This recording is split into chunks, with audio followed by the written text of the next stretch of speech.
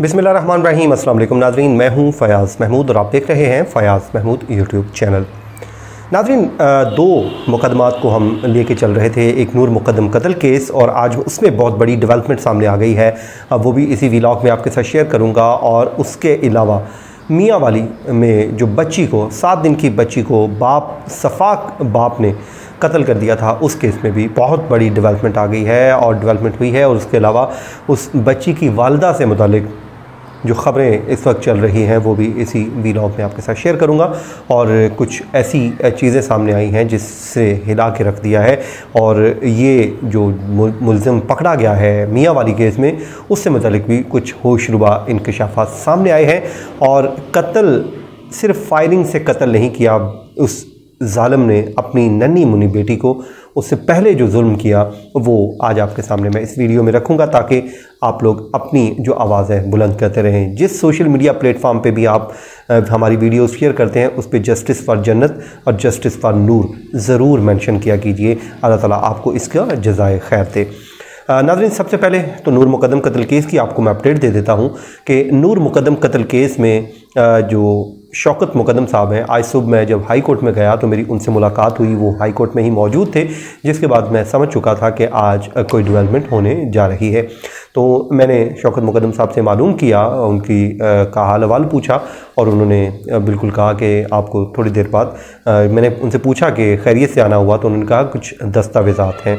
खैर उन्होंने मुझे कोई मुकम्मल बात नहीं बताई, लेकिन ज़ाहिर है हमने अपने जब सोर्सेज को वहाँ पे एक्टिव किया तो मालूम ये हुआ कि नूर मुकद्दम कत्ल केस में मुद्दई शौकत मुकद्दम की जानिब से मुजरिम ज़ाहिर जाफ़र, मुजरिम जान मोहम्मद और मुजरिम इफ्तिखार, इन तीनों की सज़ाओं में इजाफे के लिए इस्लामाबाद हाई कोर्ट से रुजू कर लिया गया है।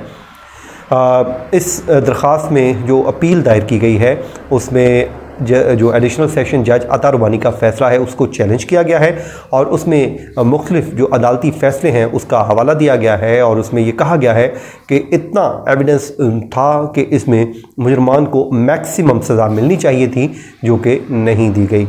डिजिटल एविडेंस भी मौजूद था, जो फोरेंसिक एविडेंस भी मौजूद था, और उसमें जो सज़ाएं हैं वो जितनी सज़ाएं बनती थी वो नहीं दी गई। क्योंकि आपको याद है इसमें ज़ाहिर जाफ़र को एक मुकदमे में यानी कि एक सेक्शन के तहत सज़ाए मौत दी गई थी और जो रेप के सेक्शन थे उसमें 25 साल कैद की बामुशक्कत सज़ा सुनाई गई थी। और उसके अलावा जो 2 मुजरमान हैं जान मोहम्मद और इफ्तिखार, इनको 10-10 साल कैद की सज़ा सुनाई गई थी। और इस पे जो मुद्दई मुकदमा की वकील शाह खावर एडवोकेट की जानिब से जो अपील दायर की गई है उसमें कहा गया है कि जब अदालत ये तस्लीम कर रही है कि इन्होंने ये घिनौना जुर्म किया है, ये इस जुर्म में मुर्तकिब पाए गए हैं, तो फिर ऐसा क्या था कि अदालत ने इनको जो मैक्सिमम सज़ा बनती थी वो क्यों ना दी। तो अदालत से इस्तदा की गई है कि एडिशनल सेशन जज अता रुबानी साहब के फ़ैसले को इन्हेंस किया जाए, उसमें जो सज़ा है उसको बढ़ा के मैक्सिमम जो सज़ा है यानी कि 376 की जो सज़ा है वो सज़ाए मौत बनती है।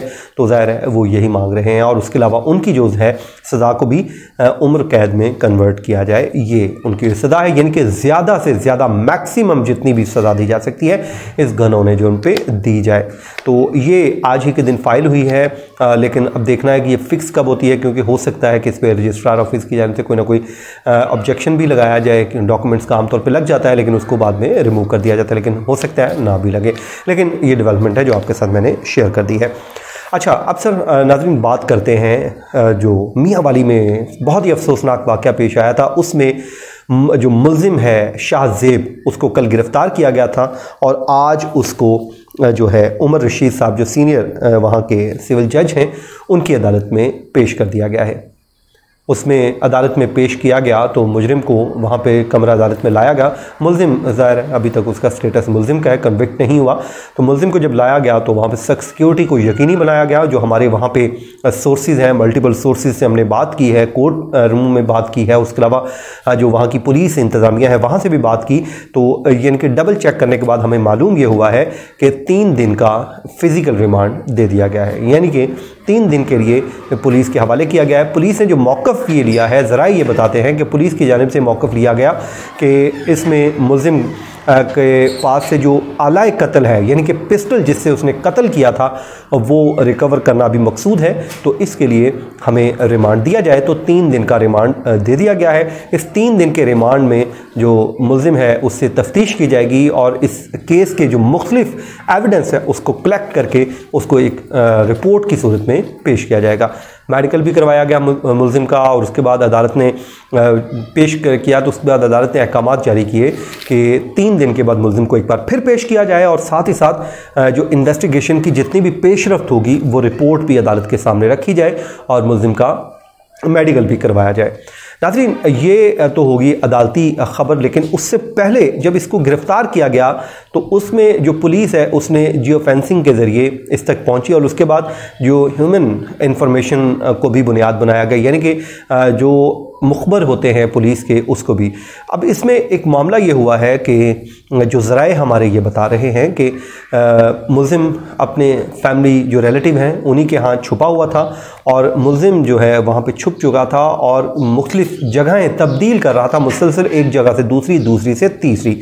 तो ऐसे में जब गिरफ़्तारी करवाई गई वहाँ से उनके रिलेटिव की जानिब से, तो उसको एक वादा ये किया गया है कि तुम गिरफ़्तारी दे दो और तुमको माफ़ी तलाफ़ी करवा दी जाएगी। और आम तौर पे केसेस में ऐसे ही होता है और उसको ये कहा कि तुम्हारे जो मामला है वो माफ़ी हो जाएगी, वरना तुम्हारी फैमिली को पुलिस तंग करेगी, हो सकता है उसमें से किसी को अरेस्ट कर लिया जाए और अरेस्ट डाली ना जाए। तो बेहतर ये है कि तुम खुद गिरफ़्तारी दे दो। ये जो बदबख्त है इसने डिस्पेंसर का कोर्स भी कर रखा है, FSC कर रखी है और जॉब की तलाश में फिर रहा था, लेकिन ये शख्स जो है बेटे का ख्वाहिशमंद था। नाज़रीन, जो लड़की जो मिशेल फातिमा है जो इसकी वाइफ हैं, वो उससे मतलब आज सोशल मीडिया पे ख़बर चल रही थी कि खुदा न खास्ता उनका इंतकाल हो गया है अपनी बेटी के गम को लेके। तो इस खबर में कोई सदाकत नहीं है, ऑल्दो कि वो क्रिटिकल ज़रूर हैं, हॉस्पिटलाइज्ड हैं। तो उनके लिए दुआ कीजिए अल्लाह ताला उस माँ को सब्र दे और उस माँ को इस गम को झेलने की तौफीक दे ताकि वो एक नॉर्मल लाइफ में with the passage of time आ जाए। और उसके अलावा उनकी जो तबीयत ज़रूर नासाज है, गशी के दौरे पड़ रहे हैं और ये भी बताया जा रहा है कि उनको नींद की जो गोलियां भी दी गई ताकि वो सो सकें, क्योंकि वाक़या जो पेश आया तो वो इतना होलनाक है। जो हमें बताया गया है कि ये जो शख्स है, ये दरिंदा बाप जो है, ये जब आया इसने पिस्टल हाथ में पकड़ा हुआ था, जब पहुंचा तो इसने जनाब पहले बेटी को अपने हाथों में लिया और उसको ज़मीन पे पटक दिया और वो बच्ची को फिर इसने फायर मारा, यानी कि कत्ल करने से पहले इसने जो घिनौना जुर्म ये किया, उस बच्ची को ज़मीन पे पटका और उसके बाद उसको इसने फायर मार के कत्ल कर दिया। तो अब जो DPO की सरबराही में इन्वेस्टिगेशन हो रही है, मैं उम्मीद करता हूं कि आला अफसर इसकी खुद क्योंकि इंक्वायरी कर रहे हैं तो इस मामले को वो जल्द अज जल्द पाया तकमील तक पहुंचाएं और इस शख्स को इसके अंजाम तक ज़रूर पहुंचाएं। तो ये नाज़रीन इसमें कुछ अपडेट आई हैं और आपको मैंने बता दी। उम्मीद करता हूँ जहाँ होंगे खुश होंगे। बस अपनी दुआओं में याद रखिए और अपने कमेंट के ज़रिए ज़रूर जस्टिस फॉर जन्नत और जस्टिस फॉर नूर मुकद्दम ज़रूर मेंशन कीजिए ताकि हमारा जो पैगाम है ज़्यादा से ज़्यादा लोगों तक पहुँचे और इस नाहक कत्ल के लिए आवाज़ बुलंद की जा सके। नाज़रीन, अपनी दुआओं में याद रखिए। मुझे दीजिए इजाज़त। अल्लाह ने के बाद।